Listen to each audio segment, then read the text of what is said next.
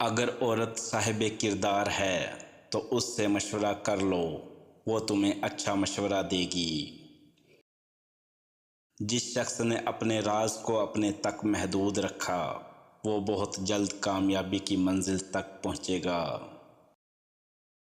ٹوٹا ہوا دل خدا کی توجہ کھینچتا ہے، خوش نصیب ہے وہ روح جو خدا کے لیے روتی ہے۔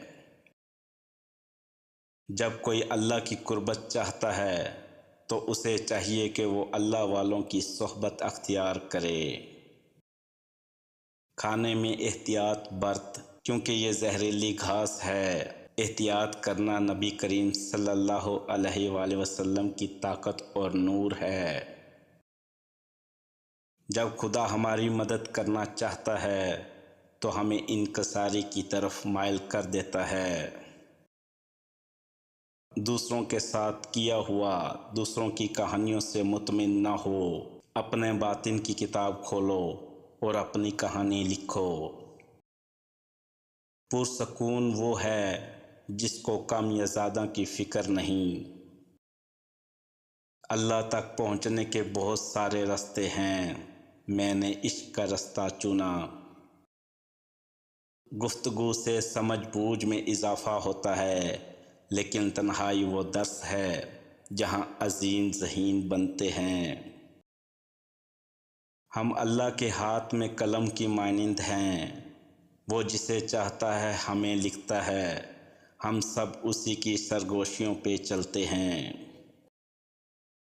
جب خدا ہماری مدد کرنا چاہتا ہے تو ہمیں انکساری کی طرف مائل کر دیتا ہے۔ میری عمر کا حاصل ان تین باتوں کے سوا کچھ بھی نہیں، خام تھا، پختہ تھا اور جل گیا۔ اگر آپ ایک خاموش مجسمہ بھی بن جائیں تو تب بھی آپ نہیں چھوڑیں گے۔ اے انسان، ہر راز کسی نہ کسی دن ظاہر ہو کر رہتا ہے، اس لیے بدی کا بیج نہ بو کیونکہ وہ ضرور اگے گا۔ آپ 40 عالموں کو ایک دلیل سے ہرا سکتے ہو، لیکن ایک جاہل کو 40 دلیلوں سے نہیں ہرا سکتے ہیں۔